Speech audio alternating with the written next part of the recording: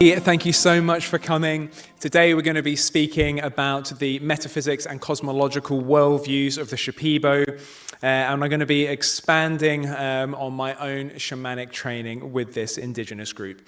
We're going to be talking largely about the cosmological principles that they follow. We're going to be speaking about why it's so important for the Shipibo to maintain harmony and balance, and how that equates to healing within their cosmology, and also how they go about conducting spiritual navigation. So to start us off, I'm going to tell us a little bit of background about myself, how I came into this work. So I'm a psychiatrist by background, but after a while of working in psychiatry, after a few years, I began to get a little bit disillusioned. Initially, I loved psychiatry. I loved everything about it. I loved the patients. I loved the subject. I found it fascinating. I found it fascinating what happened in the mind. I found it fascinating what happened when the mind went wrong. But there was just one problem, and that was largely that the pharmacological treatments that we had just weren't that effective. I'm not against drug treatments. In fact, I think that there is definitely a role for them, especially in terms of safety, but we desperately need new treatments. And it's not just me who thinks this. Psychiatrists all around the world are saying the same thing. So I took a bit of a break from medicine, and I ended up traveling to South America and to Central America. And I actually ended up sitting next to somebody who was training to be a curandero, or a shaman, in a cafe in Guatemala, believe it or not. And he invited me to come down to Peru with him to see his work with ayahuasca, the psychedelic plant brew. And he was telling me these amazing stories of the way that he'd been using ayahuasca to treat many of the problems that I've been struggling to treat in my own patients back home. So I went down to the Amazon rainforest with him, and I had my first experience drinking ayahuasca, which obviously was fantastic. And then I started doing research into the effects of ayahuasca on personality. So initially that was self-funded, but then fortunately we received some funding from the Medical Research Council, which is a branch of the UK government, and that was to start looking at the effects of ayahuasca on epigenetic change, the way that our environment changes the expression of our genes and our DNA, and it looks like that can be passed down through generations. We started looking at common mental health conditions and how these could be affected by drinking ayahuasca. And most recently, the effects of ayahuasca on military veterans with treatment-resistant PTSD. Somewhere along this journey, I ended up doing a PhD into Amazonian ayahuasca and mental health, and I also started training in Shipibo Konibo, which is by far the best thing I've ever done in my life, and today I'm going to be speaking about some of the things that I've learnt through that apprenticeship. So here we can see the location of our retreat and research center. We conduct our research in a research center called Riosbo, which is affiliated with a retreat center called the Ayahuasca Foundation, based in the Peruvian Amazon in an area called the Mashana National Reserve.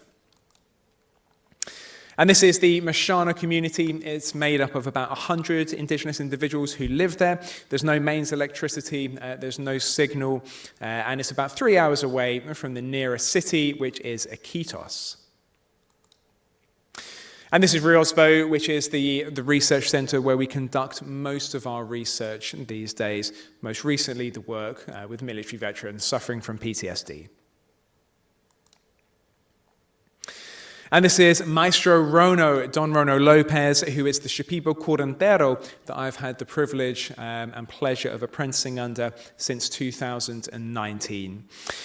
This apprenticeship has really transformed my perception of health, my perception of illness, and definitely actually my perception of life in general. And I'm looking forward to sharing some of the things that I've learned with you today. So we're going to start off exploring kuna, which are the visual representations of the cosmos according to the Shipibo. So do take a note of this image here. We can see the kuna are these geometrical patterns. These are beautiful patterns which are quite often embroidered into tapestries. And please take a note of the tree in the center there, the world tree. And we're going to come back to the importance of that just in a bit. So these kuna are intricate geometric patterns that are central to the Shipibo Konibo cosmovision, and they're also not just beautiful artwork, but they are deeply tied to the spiritual understanding of the universe for the Shipibo. The Shipibo described them as literally being the visual manifestations of cosmic energy, and they embody the structures of existence. The Shipibo quite often weave these into textiles, they paint them on ceramics, they even paint them on the bodies of people such as curanderos, such as shamans, and they describe them as linking all living beings to the spirit world. So every plant, every animal, and every person has a unique kuna design that is associated with it. So for example, I have my own kuna that's associated with me. It's like a spiritual, energetic fingerprint. And this represents my own energetic frequency and my place in the web of life. But kuna also exists between two different people. So for example, there is a unique energetic frequency, a unique kuna between myself and Peter. And that represents the dynamics of our relationship, it represents our friendship, everything that it is when we are together as two different people. And also there'll be a unique kuna associated with everyone in this room, everyone in this lecture theatre. Who are we as a group? And there'll be an energetic frequency that is represented by these intricate patterns. And according to the Shipibo, illness occurs when these patterns become either distorted or they become blocked. And so balance is restored by removing these energetic blockages, and that balance is restored to the kuna designs by singing icaros and by drinking ayahuasca. So kuna are actually the visual forms of icaros. So these are healing energies that guide spirit journeys. And most people probably won't actually know this, but icaros aren't actually just individual songs. So when you go into an ayahuasca ceremony and you listen to icaros, they're actually a freestyle, kind of like a freestyle rap for about 6 hours. And you'll be literally singing the energies that you're seeing. So you're singing what you see in participants, you're singing what you see in your visions, and you're singing to cause healing, and you're singing to remove energetic blockages. Creating and understanding these kuna are seen as a sacred form of art. It's a sacred art form. It's not just beautiful decorative motifs. And when you understand this kuna, you understand how you can maintain harmony with the natural world and also with the supernatural as well.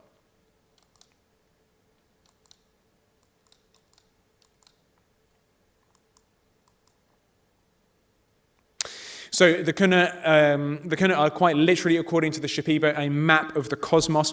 And as we mentioned before, there is a central design in the middle, which is the world tree or the cosmic serpent. And then we see that there are patterns radiating out from this world tree, and that represents the interconnectedness of all things. The borders of the tulla, which is the word for tapestry, represent the limits of the known universe and the edge of the visible world and our knowledge as humans. So the Shipibo described the kuna as encoding cosmological knowledge, and everything about our universe is encoded within these kuna. Everything from the origin of the universe, the nature of spirits, and even the relationship of humans and God. So now we're going to think about the cosmic realms and the multiverse according to the Shipibo. So the Shipibo describe multiple planes of existence, all of which are interwoven into one another. So initially we have the earthly plane, which is the plane that hopefully most of us know and love. And this is the material world, which is largely inhabited by humans, by plants, and by animals. Then we have the Ani Nutta, or the spirit world. So Ani in Shipibo roughly translates to great or large. Nutta doesn't really have a translation, but it kind of means your own personal universe. And when people drink ayahuasca, they go into the Ani Nutta, they go into the spirit world, and they can communicate and interact with powerful entities, with ancestors, and also with the spirits of plants. And the curanderos travel here in order to get knowledge, in order to get guidance, and also to provide healing for their participants. And then we have the Nutta Ibo, which are the large creator spirits within the universe. And these are said to govern the cosmic forces that maintain balance within the universe. I've also described it as the cosmic consciousness of the universe, the consciousness of everything in the universe put together. And this is beginning to sound a little bit like panpsychism. But there is a difference in that panpsychism, whereas it's a theory, it's a way of understanding the world, for the Shipibo, this is reality, this is relational, they live it, it day to day, everything being conscious, and the Nuta Ibo being the sum of that consciousness. Okay, so moving on to Ronin, the cosmic serpent, and the creation myths surrounding him. So according to the Shipibo, the universe was actually created by this giant cosmic serpent called Ronin. And each of the coils within Ronin represents the flow of time and also cycles of life. And this is cycles in a number of different ways. So the Shipibo describe most humans going through different cycles within their lives. So for example, people will go through some kind of cycles related to birth, related to death, and other things within the human life, but also recycling of energy. Now, when I spoke to the curanderos about reincarnation, I was really interested to know whether or not they think that happened. And when I asked them about it, initially they just said, no, reincarnation doesn't happen. But then what they described was energy coming from different people in the past being recycled and coming into us, into living beings. And that can be energy from ancestors, that can be energy from other people. And to me, that sounds a lot more like the Tibetan Buddhist way of describing reincarnation. It's not that you were just somebody else in a past life and you simply have been many other people throughout the past, but actually it's different energy that's being recycled into who we are today. So Ronin is a symbol that's used a lot throughout Amazonian cosmology, and it's quite often described as being a symbol for creation and destruction. It's also used in lots of other areas. So, for example, in Western medicine, it's the serpent that's wrapped around the pole. Also, in the Old Testament, it's the snake that represents knowledge and also temptation. And of course, Ronin for the Shipibo represents knowledge and also power. So the spirit of Ronin is invoked during ayahuasca rituals, and the curanderos are asking Ronin to help them navigate through the spiritual realms, to give them strength and also to give them insights. So now moving on to thinking about Icaros and the power of sound. So Icaros are really at the heart of the practices and the cosmology of the Shipibo. And the Shipibo describe them as quite literally having the power to shape reality. These aren't just beautiful songs. These are melodies that really mirror the vibrational patterns of the universe. They say that these songs came straight from the plant spirits, that the plants themselves taught them the Shipibo language, and that these are passed down through generations. Now, interestingly, this was never written down. It was all oral until relatively recently, and there are some missionary dictionaries that have now been written down, so you can begin to learn Shipibo from these dictionaries. But what it meant is that different lineages of Shipibo would have different definitions for different words, and that the language itself is quite fluid, it's quite liquid. And so when I've been learning Shipibo, I've been learning with one particular lineage, the Lopez Mawa lineage.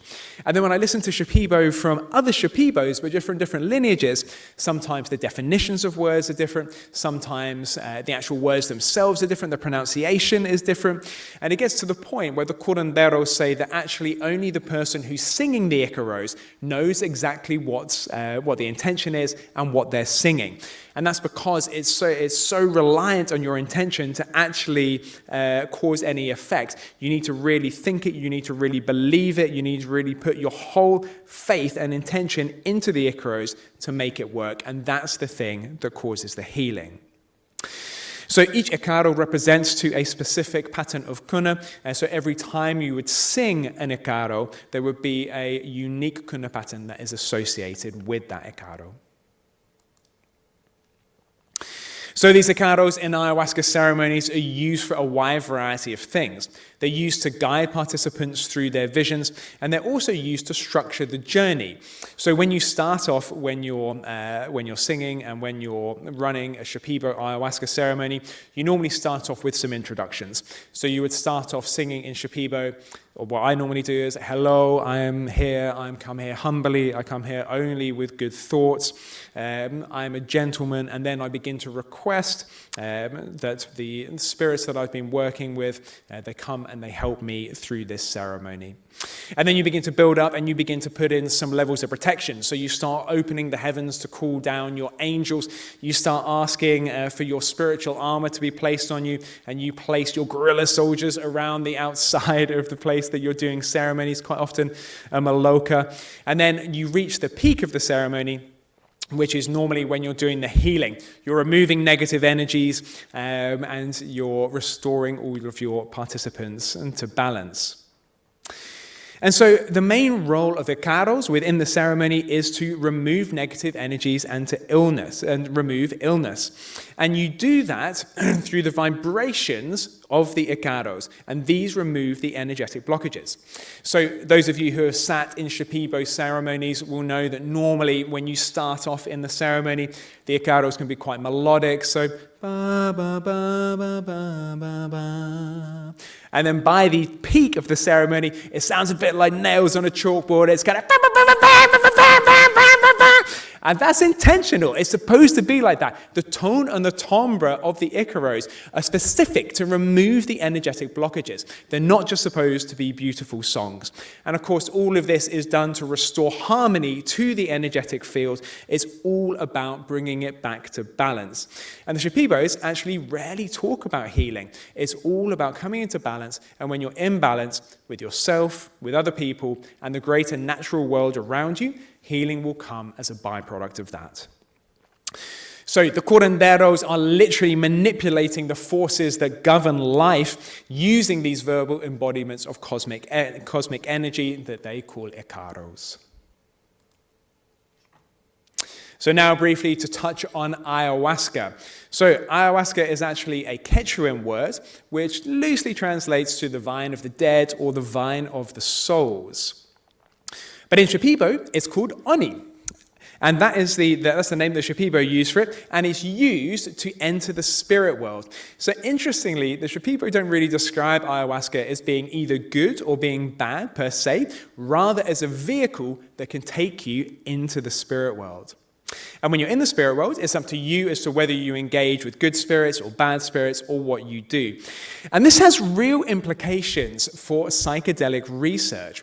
So when I was speaking to Don Rono about the research that's happening in the so-called Western psychedelic renaissance, he said initially, okay, well, I'm really glad that you guys are taking an interest in this, that you're taking an interest in our medicines, taking an interest in psychedelics. But how does it actually work? What are you doing? And I was describing psychedelic-assisted psychotherapy in hospitals, and he was saying, okay, great, but who do you have to work with the energy? Who's the curandero in that situation? And so I said, we don't really have curanderos there. We just have psychiatrists and psychologists and people like that. He said, okay, great, but what happens if you have some kind of an energetic blockage? What happens if you need to remove that? So we don't really kind of talk in those terms as such. And it's like, but what happens if somebody has a demon attached to them? What happens if you need to do an exorcism? It's like, well, again, that's not really in our paradigm. We don't really think of things in terms of exorcisms and the removal of demons. And he was like, whoa, that is really, really unsafe. And the analogy that he gave, which was actually really insightful, was that's the equivalent of going to an airport, of walking onto the runway and randomly getting onto a plane. You don't know where it's going, and it could be going to Ibiza, great, or you could be opening the door to Gaza.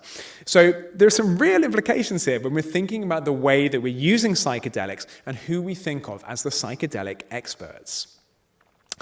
Ayahuasca, of course, is considered a sacred medicine. It's considered a plant teacher which can provide both knowledge and also wisdom. And it can connect people to their ancestors, to plant spirits, and also to broader cosmic forces. And according to the Shipibo, this healing takes place on 3 different planes. So you have the spiritual plane initially. Now, most people probably wouldn't be aware if they're out of balance on the spiritual plane. You might feel slightly different. You might feel a little bit weird. Unless you're particularly sensitive or you're training in curanderismo or some kind of shamanism, you probably wouldn't notice. But if that goes unaddressed, then you can come out of balance on the next plane, which is the physical plane, and on the psychological plane. And when you're out of balance there, then it's going to begin to manifest emotionally. So people might experience depression, they might experience anxiety, and many other mental health conditions. And if you still don't address that, then it's going to start manifesting on the physical plane. And that's where Western medicine spends most of its time, treating disease and treating illness. And when I learned about this, it completely transformed my perception of healing, and specifically what it meant for preventative medicine as well. Okay, so now to touch on the healing practices and the role of the shaman.